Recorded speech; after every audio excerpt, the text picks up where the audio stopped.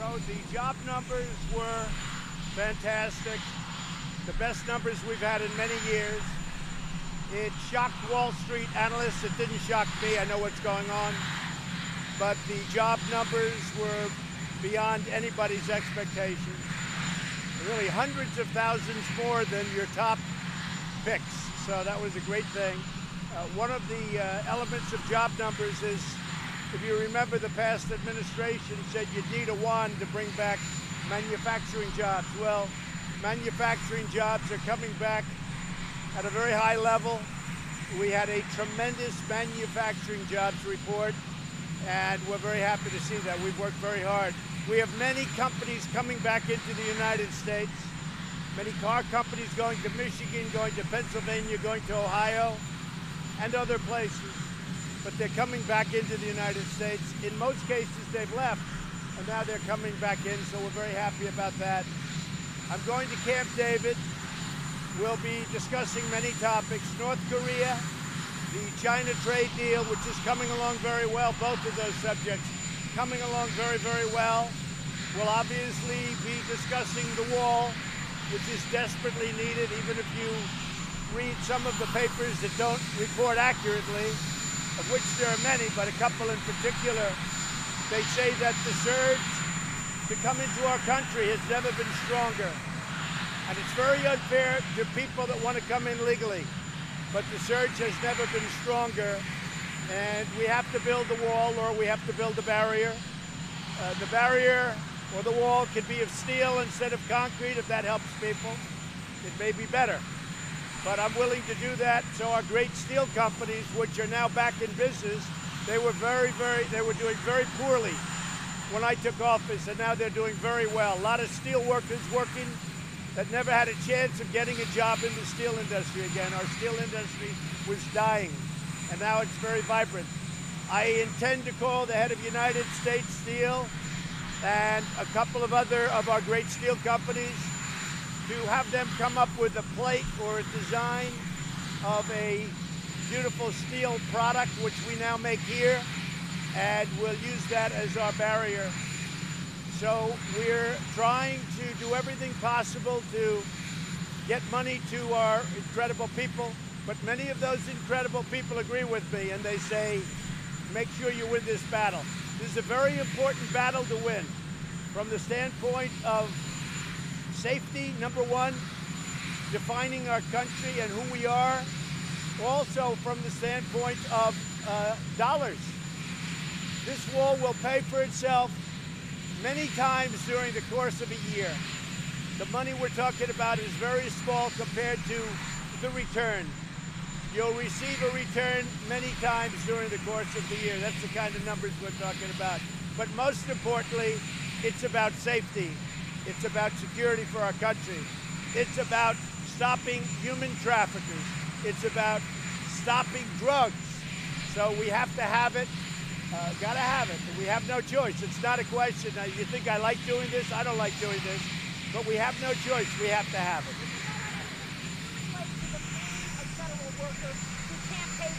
I can relate, and I'm sure that the people that are on the receiving end will make adjustment. They always do, and they'll make adjustment. People understand exactly what's going on. But many of those people that won't be receiving a paycheck, many of those people agree 100% with what I'm doing. And I will tell you, I just saw a poll, 75%, it was on Fox, but I just saw a poll, 75% that immigration is so important. And it is. It's a very big issue. I can't hear you. If you think you can declare a national emergency, what is the point of having a shutdown?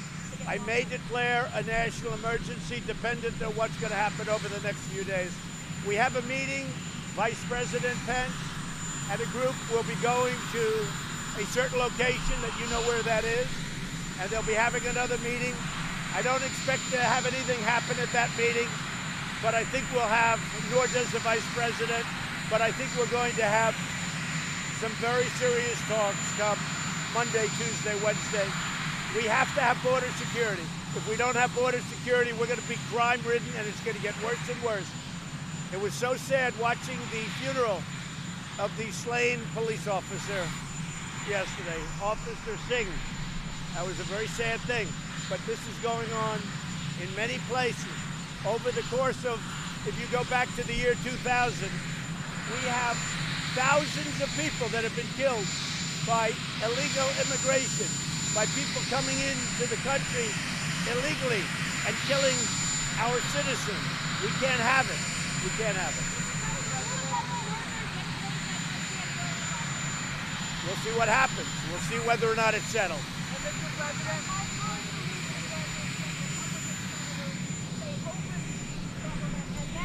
I will say this. I have tremendous support within the Republican Party. If you look at Congress, you saw, with all of the numbers, you saw just a very small group of people voting, and it wasn't really against, it was a vote to open. It wasn't against, because I think everybody agrees. Frankly, the Democrats agree that you need border security. They agree that you need a barrier. I put out a quote this morning of Barack Obama. I put out a quote this morning of Hillary Clinton in 2015. That was a few years ago.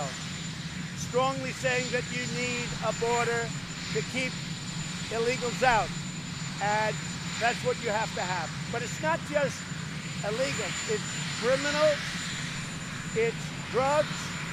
It's the new phenomena that's been age-old, been going on for thousands of years, but it's never been worse than now because of the internet.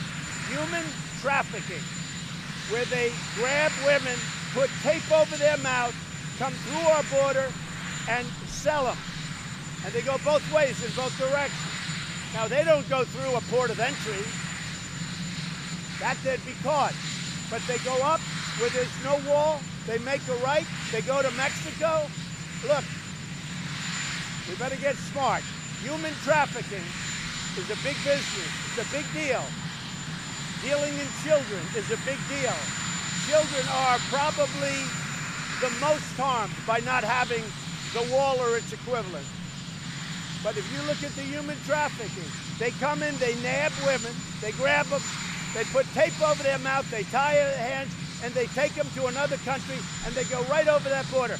If we had a powerful wall or its equivalent, they wouldn't be able to do it because they'd have to go through ports of entry. Mr. President, how will a compromise look? How do you envision a compromise potential state? Look, I can say this. Everybody's playing games, but I can say this. I think that the Democrats want to make a deal. I really do. I feel that. We'll call it something different. I don't think I have to. That's for this year. We'll call it, excuse me, we'll call it something different. A lot of work has been done on the wall. There's been tremendous renovation. And if you look in San Diego, there's been new wall built, which doesn't get reported. I don't know why. You don't want to report it. But take a look at San Diego and other areas. We've had new wall built. But we can do much more if they give us the money to do it. But a lot of work has already been done. You know, when they say build the wall, I don't say that anymore. I say finish the wall, because we have done a lot of work. If you know the $1.6 billion and $1.6 billion for 2 years, it had language in that really allows you to build a certain amount of wall, but mostly renovate existing walls. We've renovated a lot of walls, and they've done a very good job. You can't imagine doing like 2.5 or some figure. So we'll see what happens with DACA. DACA's right now before the United States Supreme Court. If the court does what most great legal scholars think they'll do, they won't give President Obama or President Trump the power to do what President Obama did. And if that happens, it will be a great thing for our country. You know why? Because we'll work out a deal very fast with the Democrats on DACA. We'll work out a deal very quickly with Democrats on DACA. We're waiting for the Supreme Court decision.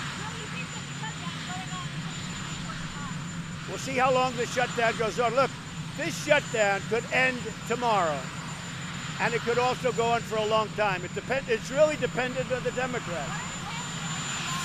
It's really depending on the Democrats.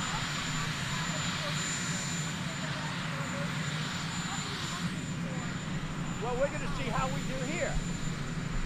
And everybody knows, all you have to do is read today's Washington Post. And you see where big surges of people are coming in, and trying to get through the border. Some of that, a lot of that is my fault. You know why? Because I've created such a great economy that people are pouring up to try and get jobs. So you could say it's my fault, and I want people to come in, but they have to come in legally. They have to come in legally. They can't come in the way they're coming in, because criminals are coming in, human traffickers are coming in, drug dealers are coming in. We can't have it.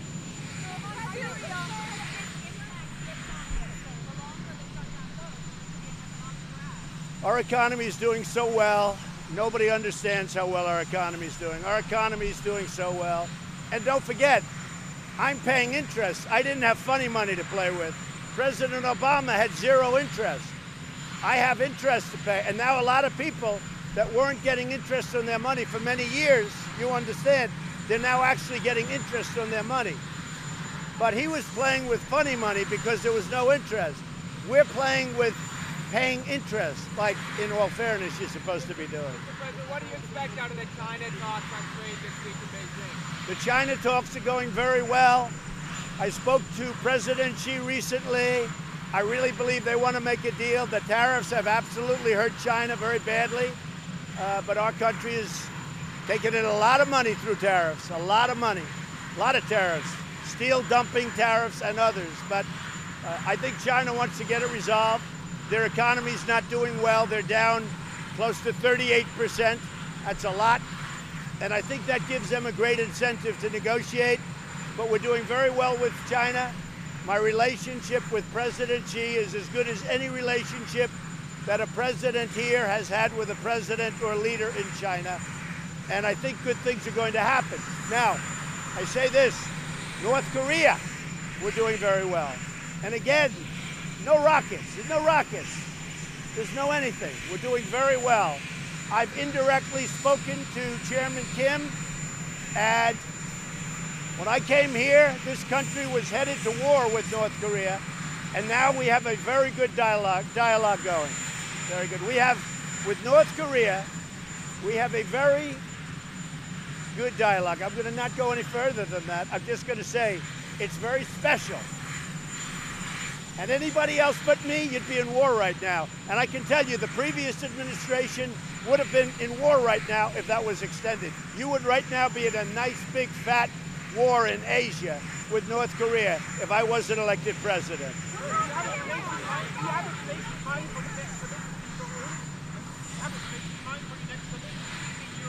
We're negotiating a location. It will be announced probably not in the not too distant future. They have made it very clear. In fact, they've actually said to the media that they would like to meet. And they do want to meet, and we want to meet, and we'll see what happens. But the sanctions remain in full force and effect, and they will until we have some very positive proof. But I will tell you, we are doing very well with North Korea, and we're also doing very well with China on trade. The other one is Iran. Iran is doing very poorly. Once I took the horrible Iran nuclear deal off, it's had a massive effect in Iran. They're pulling back troops all over the place. They're not doing well. They want to talk. In Syria, we've had a tremendous impact. When I went there, don't forget, when they went to Syria 5 years ago, they were supposed to be there for 3 to 4 months, and they never came out. We are pulling back in Syria. We're going to be removing our troops. I never said we're doing it that quickly, but we're decimating ISIS. When I was elected president 2 years ago, ISIS was all over Syria and all over Iraq. We've wiped out ISIS in Iraq. We've wiped out ISIS, and we're doing it for 2 reasons. We're really doing it because we don't want them coming here, just so we understand. But we're doing it for a number of reasons. Now, we're helping other countries when we do that too. You have to remember, Iran hates ISIS more than we do, if that's possible. Russia hates ISIS more than we do. Turkey hates ISIS, maybe not as much as we do. But these are countries that hate ISIS. And they can do a little of the fighting in their neighborhood also, because we're fighting them in their neighborhood.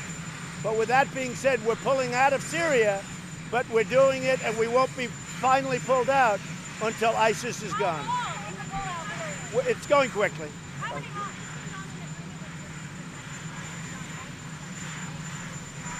John Bolton is right now over there, as you know, and I have two great stars. And John Bolton is doing a great job, and Mike Pompeo is doing a great job. They're very strong, and they work hard. And as you know, they're doing things that are very, very good. We're coming up with some very good results. Well, I'm in no hurry. I have acting, and my actings are doing really great.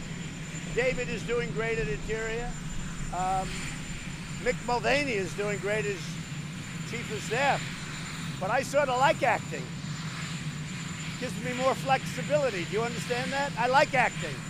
So we have a few that are acting. We have a great, great cabinet. If you look at my cabinet, we have a fantastic cabinet. Really good. I think we're doing a great job in the shutdown negotiation. We have no choice. Look, there will be, excuse me, I'm totally involved, but I'm involved with principles, because ultimately it's going to be solved by the principles. Schumer and Nancy Pelosi and myself can solve this in 20 minutes if they want to. If they don't want to, it's going to go on for a long time. I will tell you this, if we don't find a solution, it's going to go on for a long time. There's not going to be any bend right here. And the people that voted for Donald Trump, which are a lot of people, one of the great elections ever, those people are for it so much. And let me tell you, people that didn't vote for Donald Trump are for it also. They want border security. They want to stop human trafficking. They want to stop drugs. They want to stop crime. Have you invited them to the White House? Have you invited Pelosi to the White House? Thank you, Mr. President.